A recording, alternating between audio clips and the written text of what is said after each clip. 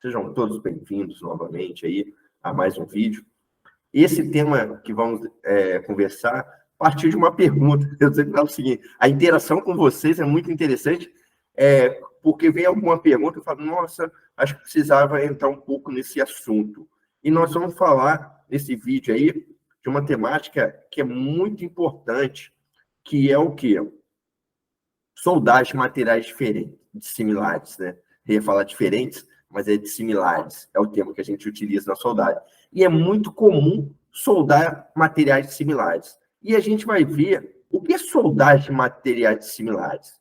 Então, refere-se ao processo de união de dois ou mais materiais com diferentes composições químicas, estruturas metalúrgicas e desempenho sob condições de processo específicas.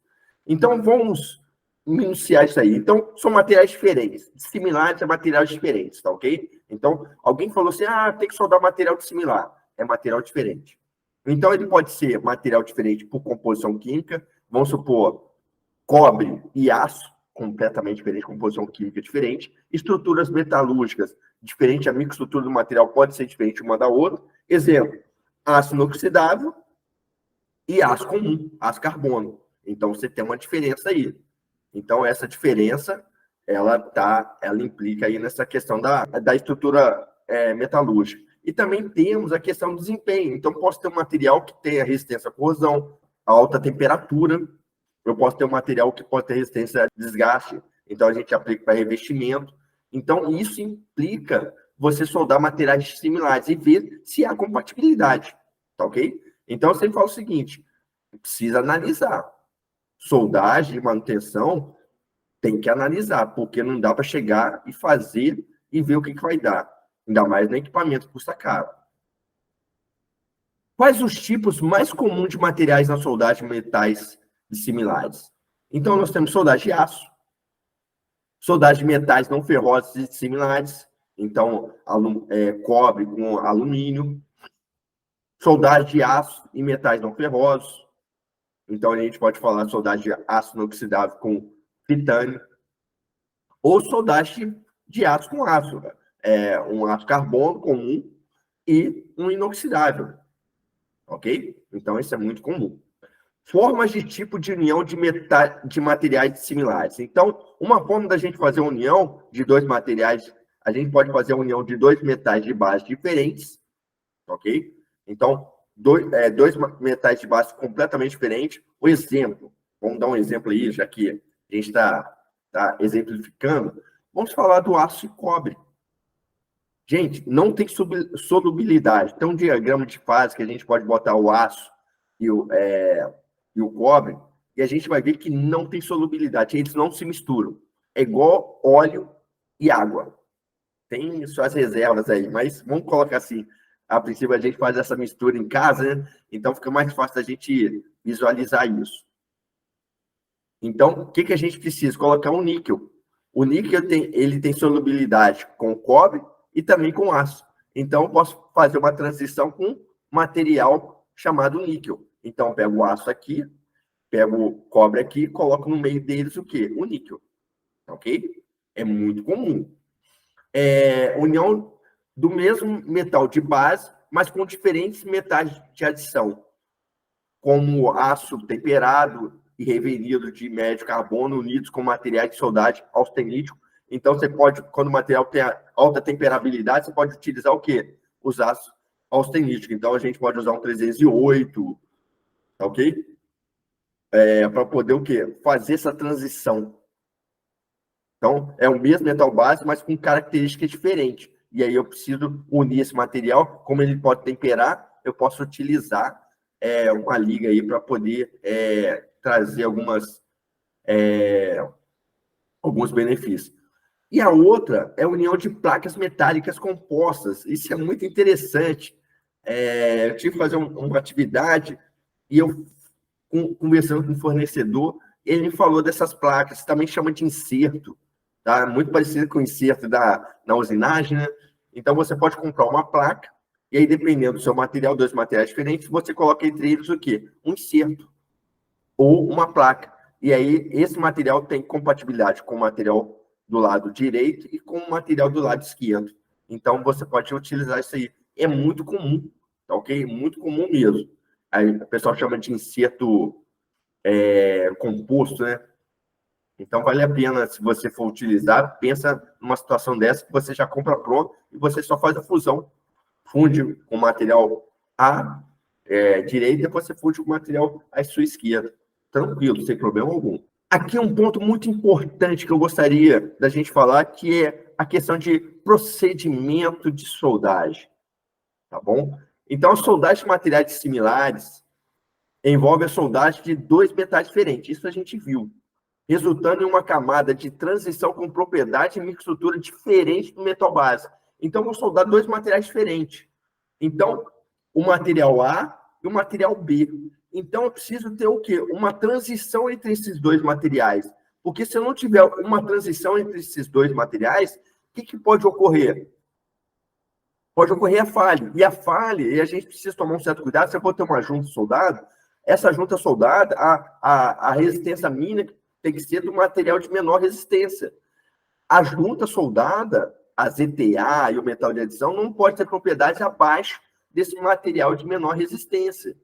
Então, tem que tomar muito cuidado com diluição, mudando o processo de soldagem, você pode aumentar ou diminuir a diluição, a velocidade de soldagem. Então, qualificar procedimento de soldagem de materiais similares é de suma importância. Então, não dá para ficar fazendo teste no equipamento de engenharia que está ali para você fazer reparo. Pega material similar e faz um teste antes. Se você tiver condição de tirar uma amostra, melhor dos mundos. Mas se você não tiver, faz um teste.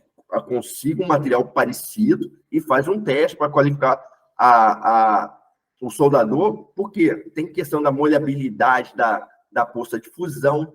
Tudo isso interfere o quê? Na boa execução, e essa boa execução pode comprometer o quê? A vida útil do equipamento. Então, estamos falando agora a importância do procedimento de soldagem para unir o quê? Materiais similares. Eu já orientei trabalhos de graduação, de mestrado também, com relação a materiais similares. Então, tomem muito cuidado com isso, tá ok? E aqui eu quero mostrar o seguinte, eu vou falar de 8 pontos, 8 desafios na soldagem de materiais diferentes ou de similares, tá? Primeiro, quanto maior a diferença no ponto de fusão entre diferentes materiais. Segundo, quanto maior a diferença nos coeficientes de expansão térmica em diferentes materiais. Quanto maior a diferença na condutividade térmica e do calor específico entre diferentes materiais. Olha só o que a gente está abordando. Olha só, hein? Então, a gente precisa tomar muito cuidado. Quanto maior a diferença de propriedades eletromagnéticas entre diferentes materiais, quanto mais composto intermetário forem formados entre materiais diferentes, mais difícil será a soldagem. Sexta, alterações na microestrutura ou a formação de novas microestruturas na região de solda pode resultar o quê? Na deterioração do desempenho da junta soldada. Sétimo, quanto maior a oxidação de materiais diferentes, ou oxidabilidade, né, também é outro termo que o pessoal utiliza, quanto materiais diferentes são consoldados, é difícil para a solda e os dois metais básicos atender o quê? Ao requisito de resistência igual. Então, você vai ter uma diferença entre eles, ok? Então, vamos abordar cada um desses a partir de agora, falando, detalhando cada ponto desse aí. A gente considera como os 8 desafios mais importantes na união desses materiais similares. Então, vamos para o primeiro. Quanto maior a diferença no ponto de fusão entre diferentes materiais? Então, esse é um dos desafios. Então, o material com baixo ponto de fusão atinge o seu estado de fusão, o material com ponto de fusão mais alto permanece o quê? Sólido. Então, você pega um material que ele funde e o outro está sólido. Olha só, eu estou com o material fundido e o outro está sólido. Então, nesse ponto, o material fundido pode facilmente penetrar no contorno de grão da zona superaquecida, levando o quê? A perda de material de baixo ponto de fusão. Ele pode volatilizar, evaporar, de forma que você tem o quê? evaporação de elementos de líquido, dificultando que a soldagem está junto. Então, exemplo, ferro e chumbo. Então, eles têm pontos de fusão diferentes. Então, eles não podem se dissolver no estado sólido, mas também não pode dissolver também o quê? No estado líquido. Tá ok? Então, é muito interessante. Então, eles têm pontos de fusão. Então, tem que se analisar. Tem materiais que é difícil, não tem condição de você estar só unindo. Tá ok? 2. Outro desafio. Quanto maior a diferença nos coeficientes de expansão térmica entre diferentes materiais. Quanto maior o coeficiente de expansão linear ou expansão térmica, maior taxa de expansão térmica. Então, o que é taxa? É alguma coisa sobre o tempo. Então, falou taxa, comprimento, calor sobre tempo. Então, maior contração durante o resfriamento. Então, se o material dilata muito, ele vai contrair muito.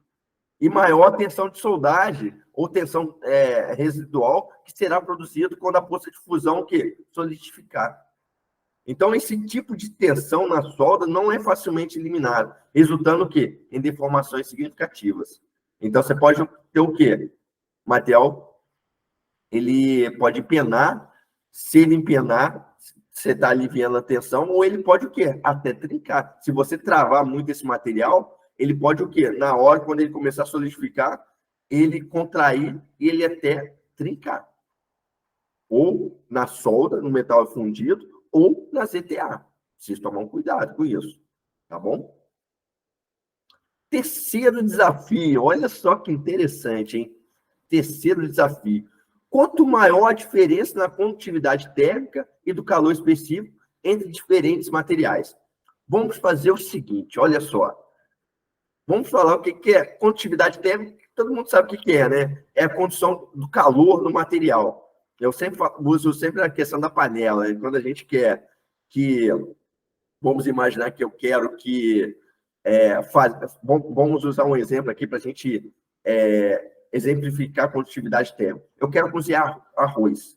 Então, eu chego em casa e eu tenho tempo para poder fazer o arroz. O que eu faço? Pego uma panela de aço, uma panela de alumínio, tá ok? Qual que é a vantagem? O aço, ele é um bom condutor, o alumínio também é um bom condutor. Então, a água vai ferver muito rápido, e aí eu vou cozinhar o arroz muito rápido. Show de bola. Então, esses materiais têm a condutividade térmica. Então, quando eu quero um material com baixa condutividade térmica, posso usar o quê? O ácido inoxidável. O ácido inoxidável tem condutividade térmica mais baixa do que o ácido carbono comum. Aí, olha só que interessante. Para fazer o arroz rápido, eu uso o quê? O ácido carbono comum.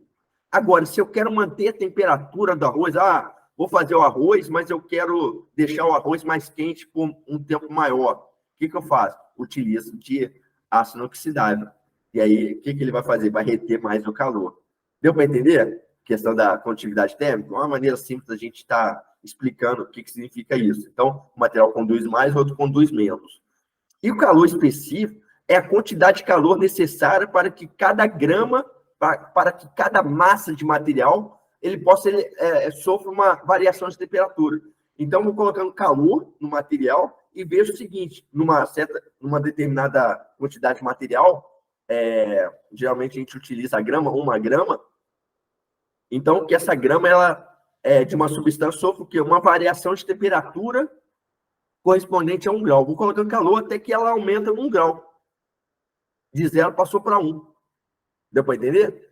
Então, qual é a quantidade de calor que eu coloquei? Coloquei X joules. Interessante. Então, eu coloquei X calor, melhor dizendo. Calorias. Desculpa, falei joule. Vamos colocar calorias. Eu coloquei tantas calorias. E aumentou o quê? 1 grau. Tranquilo? Deu para entender? Então, vamos lá. A condutividade térmica e capacidade de calor específico do material pode afetar o quê? Negativamente as condições de solidificação do metal de solda. Tornar o quê? Os grãos mais grosseiros e afetar o quê? A molhabilidade do metal mais refratário. O que é o metal mais refratário? Então, olha só, como é que esse vídeo está muito rico. Metal mais refratário é um metal que tem uma temperatura mais alta, que se utiliza o quê? Para aplicações de temperaturas mais altas. Okay? Aí a gente chama de materiais refratários. Então, ele suporta temperaturas mais altas. Escolher uma fonte de calor com energia de soldagem alta e posicionar essa tocha de forma inclinada para o lado do metal, o quê? Com boa condutividade térmica. Então, vou colocar o quê? Vamos imaginar que estou soldando alumínio. Eu coloco mais para alumínio, porque ele dissipa calor. Porque se eu botar para o outro, o que vai acontecer? Esse material aqui eu não vou conseguir fundir, porque ele dissipa calor. Ele dissipa calor. Cobre, soldar cobre. Se eu não fizer um pré-aquecimento, se eu não... eu tenho que tacar a tocha lá no cobre, porque ele dissipa calor. Então, se ele for, vamos supor que estou unindo com outro material, então nele ali eu tenho que colocar mais calor nele, porque o outro ele é baixo condutor. Então ele vai aquecer, vai fundir rápido. Mas o cobre não, ele vai dissipar calor. Ele vai dissipar calor. Tá, ok? Então é um desafio. É um desafio muito interessante. Precisa montar um procedimento de soldagem. Qual outro desafio? Quarto desafio. Quanto maior a diferença de propriedades eletromagnéticas entre diferentes materiais. A gente viu até o sopro magnético, né? Então, lá no sopro magnético tem essa questão. Então, quanto maior a diferença nas propriedades eletromagnéticas entre materiais, vamos supor, aço carbono e aço inoxidável austenítico, que não é magnético. Então, o arco vai ficar o quê? Vai ficar instável. E aí eu posso o quê? Colocar defeito na solda. Aí eu posso introduzir defeito na solda. Então, preciso tomar muito cuidado. Tranquilo? Vamos para mais um desafio. Quinto desafio na soldagem de materiais diferentes ou dissimilares. Quanto mais compostos intermetálicos forem formados entre materiais diferentes, mais difícil será a soldagem. Então, a fragilidade desses compostos intermetálicos, então, ele são compostos que não são metálicos, os tornam propensos a causar trincas ou mesmo fraturas na solda. São regiões onde eu posso ter solidificação diferenciada e aí ocorrer uma fratura na solda. Ok? Precisa tomar muito cuidado aí com essa formação desses intermetários, pode ficar no contorno de grão e aí fragilizar o material. Sexto desafio. Alterações na microestrutura ou a formação de novas microestruturas na região de solda. Pode resultar o quê? Na deterioração do desempenho da junta soldada. Olha só que interessante. Então, as propriedades mecânicas da zona de fusão ou da ZTA, zona termicamente afetada, então aquela região do lado do metal de adição, que a gente fala o seguinte, a ZTA que é o problema, porque ali não é nem o metal de adição, não é nem o metal base, é um material diferente, que pode ter propriedades boas ou pode ter propriedades ruins. E eu sempre falo o seguinte, o legal da soldagem, que eu sempre falo, que as pessoas até riem de mim, se puder, não solde. Se soldar, você já sabe que vai ter que fazer condição de contorno. Essa que é a questão da soldagem. Então, a gente que trabalha com solda, a gente tenta o quê? Minimizar os efeitos desse calor na junta soldada. Esse que é o desafio. E principalmente aonde? Na ZTA. Então, ZTA da junta soldada são ruins, com uma diminuição notável na sua tenacidade. Então, tem junta que eu preciso fazer o quê? Ensaio de Charpy ou ensaio de impacto. Então, preciso fazer aquele corpo para poder ver o quê? Que, de repente, essa diluição pode o quê? Diminuir a tenacidade do material. Então, essa diminuição da tenacidade da junta e a presença de tensões residuais torna o quê? A junta soldada de materiais diferentes propensa a fraturas, especialmente aonde? Na ZTA. Aí, vamos supor, se vai ter um impacto, vai quebrar, vai fraturar. Precisa tomar um certo cuidado, tá bom? Olha só que interessante, como é que tá rico, hein? Tá muito rico. Sétimo desafio na soldagem desses materiais. Quanto maior a oxidação ou oxidabilidade desses materiais diferentes. Então, durante a solidificação no resfriamento, então o material está resfriando e vai solidificando. O óxido existente no contorno de grão pode o quê? Reduzir essa força de ligação e ocorrer o quê? A ruptura intergranular. Soldagem do arco com arco elétrico, por fusão, né? Com arco elétrico, do cobre ou alumínio. Pode o quê? Facilmente resultar o quê? Na formação de óxido. alumina e óxido de cobre, que poxa, aumenta, dificulta a soldagem, porque esses óxidos requer o quê? Maior temperatura para fusão. Ok? E aí precisa tomar muito cuidado com isso, muito cuidado mesmo. Tá bom? Oitavo desafio na soldagem desses materiais similares. Quando materiais diferentes são soldados, é difícil para a solda, tá ok? Aí a gente está falando da solda, aquela união ali, e os dois metais básicos atenderam o quê? Ao requisito de resistência igual. Não vai, são materiais diferentes. Então, elementos metálicos com baixo ponto de fusão são suscetíveis à queima e evaporação durante a soldagem. Então, se o material tem um baixo ponto de fusão, ele pode ter o quê? Evaporação, porque se ele atingir temperatura muito alta, esse material pode evaporar. E aí, nessa evaporação, pode ocorrer o quê? Variação na composição química da solda. E aí faz com que você tenha o quê? Redução de propriedade mecânica. Então, lembra que eu falei do magnésio no alumínio? Então, eu adiciono magnésio. É tanto que quando eu utilizo consumível, eu tenho que ter um consumível que tem o quê? Compensação desse magnésio que vai evaporar. E eu preciso fazer a correção. Senão, ocorre o quê? A perda do magnésio, eu tenho o quê? Perda de propriedade mecânica da junta de alumínio, com alumínio, magnésio. Então, eu acho que tinha um magnésio para poder dar característica e acaba esse magnésio não sendo volatilizado, indo para a atmosfera e eu tendo perda desse material na região fundida. Ok? É preciso tomar muito cuidado.